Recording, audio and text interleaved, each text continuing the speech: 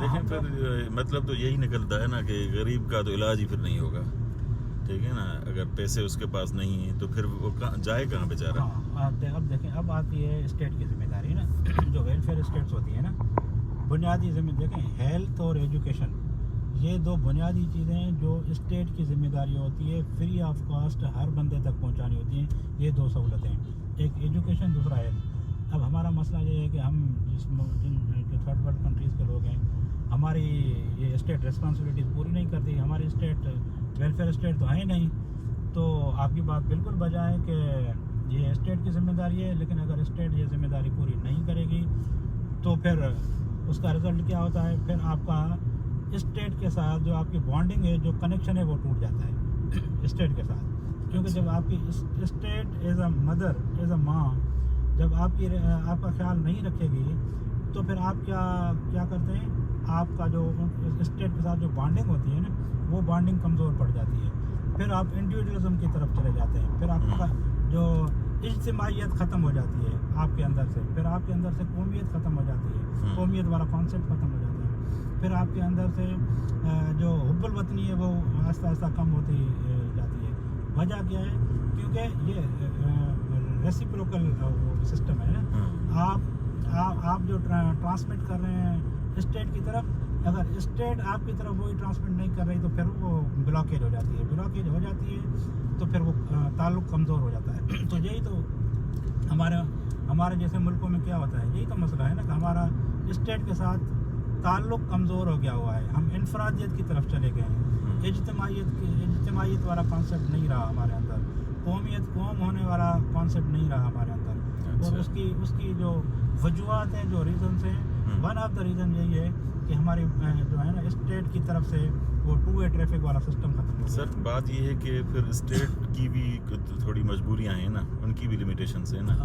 तो financial issues हैं, हमारी इकोनॉमिक सूरत हाल क्या है। तो इस सिनारियो में आप keeping in view the financial conditions of Pakistan, आप क्या सजेस्ट करेंगे, किस तरह जो ना हेल्थ मैटर्स को कैटर किया जाए? देखें, आपके मुल्क चलते हैं दो चीज़ों से ना, एक तो टैक्स कलेक्शन से, और दूसरा आपकी जो पैदावार होती है, जिसको GDP कहते हैं, ग्रॉस डोमेस्टिक प्रोडक्ट जिसको बोलते हैं ना। सारे मुल्क चलते हैं इन दो चीज़ों के ऊपर। अब एक तो आपको GDP बढ़ानी पड़ेगी, मतलब हर मुल्क के लिए ना आपको अपनी ग्रॉस डोमेस्टिक प्रोडक्ट बढ़ानी पड़ेगी। वो एज ए इंडिविजुअल आपने और मैंने सोचना है, गवर्नमेंट ने तो सोचना है, लेकिन जब तक आप और मैं एज ए इंडिविजुअल नहीं सोचेंगे ना।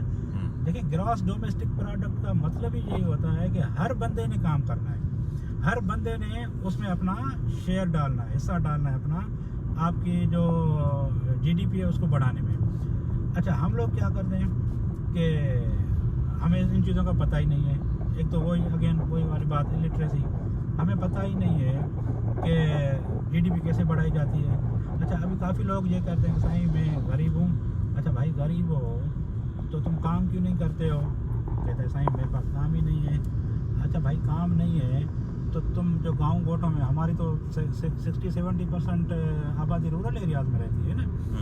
अब हमारे पास प्लेंटी आप वहाँ पे ज़मीन होती है, घर हमारे होते हैं 500-500 गज, 1000 गज में गांव गोटों में घर होते हैं, लेकिन कमरे बने होते हैं दो, बाकी सारी ज़मीन हमारी खाली पड़ी होती है। लेकिन हमें इतनी अकल नहीं है कि भाई वो जो आइडल एसेट है ना हमारा एक ये ज़मीन, तो उसको अगर आप उसमें सब्जियां लगा दें तो आप न सिर्फ अपने घर का गुजर सफ़र उन सब्जियों पे से कर सकते हैं, बल्कि वही सब्जियां आप मार्केट में भले 5 किलो ही या 2 किलो ही या 10 किलो ही 5-5 किलो आप मार्केट में बेच के उन पैसों के अगेंस्ट आप घी खरीद सकते हैं, उन पैसों के अगेंस्ट आप पत्ती खरीद सकते हैं, उन पैसों के अगेंस्ट आप चीनी खरीद सकते हैं, वो पैसे आप अपनी मेडिसिन पे खर्च कर सकते हैं। ये किया जा सकता है ना।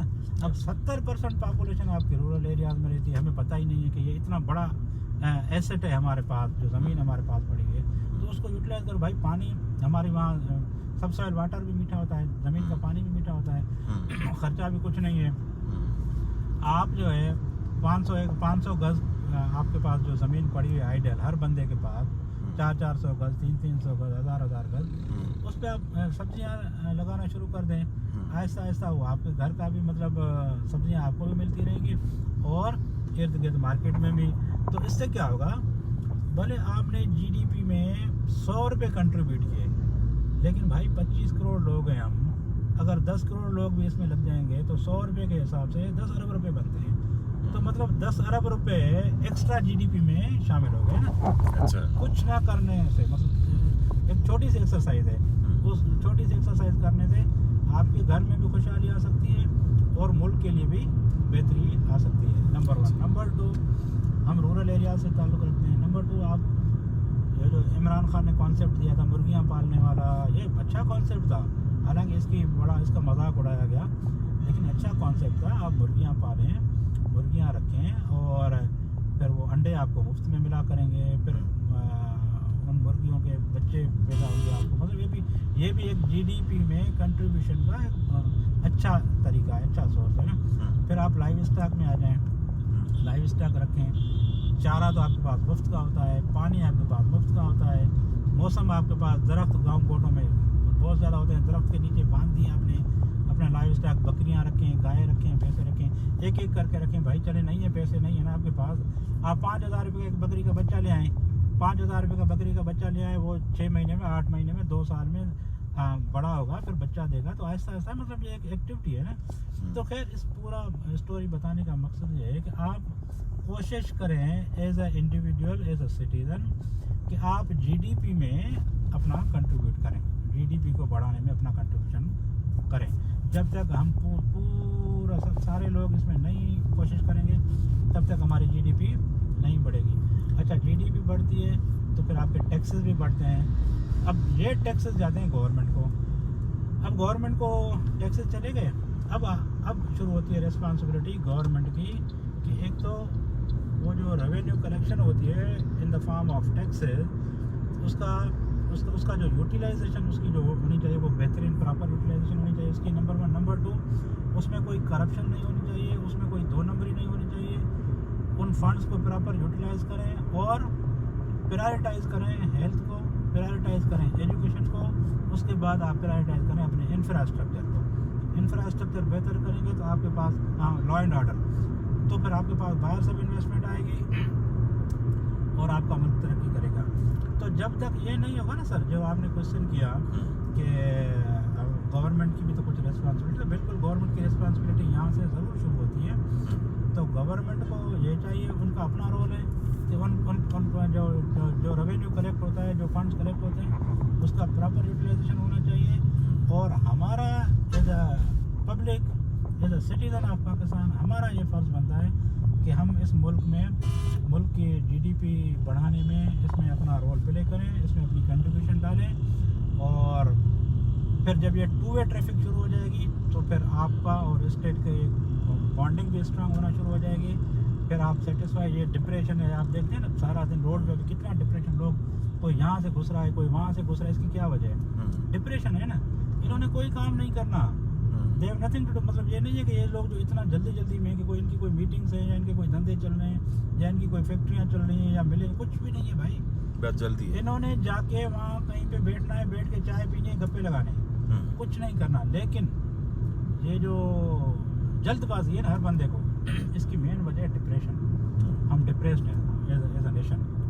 तो सर आप ये नहीं समझते कि ये डिप्रेशन की फिर वजह वहीं पे ही जाती है कि हमें जो है ना इतनी सहूलियात, आसाइशें और जो है ना जो बेसिक अमेनिटीज़ हैं वो नहीं मिल रही। बिल्कुल सही कह रहे हैं सर आप। हमारे लोग, गरीब जो लोग हैं, वो अपने खाने तक के लिए परेशान हैं, तो मेडिसिन और हेल्थ फैसिलिटीज़ तो बाद में आती हैं। परफेक्ट। तो उसके बाद मेरा ये ख्याल है कि देखें, रियासत जिस तरह आपने कहा कि माँ के जैसी होती है, तो रियासत का ये फ़र्ज़ नहीं बनता कि कोई हेल्थ फैसिलिटीज़ और मील ये अक्रॉस द बोर्ड देते हैं। इसके लिए मैं जिस तरह हमने सुना है इंडिया का मॉडल देखा तो अलबत्ता नहीं सुना है कि वहाँ पे हेल्थ कार्ड्स और राशन कार्ड्स वगैरह होते हैं, तो काफ़ी हद तक ये जो है ना मामले मिटिगेट हो जाते हैं। बिल्कुल सही। तो आपका क्या ख्याल है? बिल्कुल सही है, हेल्थ कार्ड है।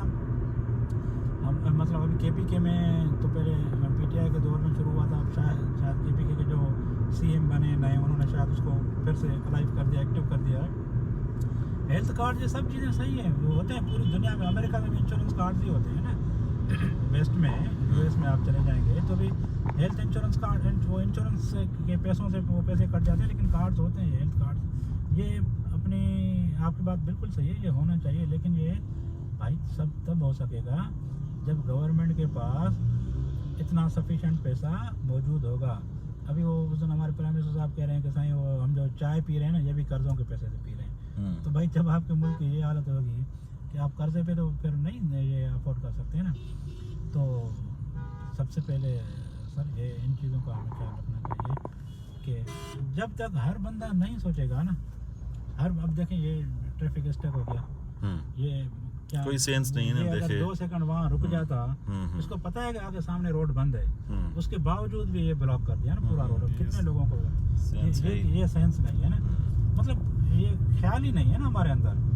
तो ये चीज़ें आहिस्ता आहिस्ता सर ये हम कोशिश कर रहे हैं कि लोगों को एजुकेट करें। पहले तो अपने आप को एजुकेट करें, उसके बाद फिर हमारे तवज्जो से अगर हमारी कोई भी अच्छी बात की पहुँच सकती है कहीं तक तो सर माशाल्लाह बहुत ज़बरदस्त वीडियो रही और काफ़ी इन्फॉर्मेटिव थी। हमने स्टार्ट किया था चलते मजाक में जी मतलब काफ़ी अच्छी कंस्ट्रक्टिव बातें भी हो गई। So thank you very much. Thank you.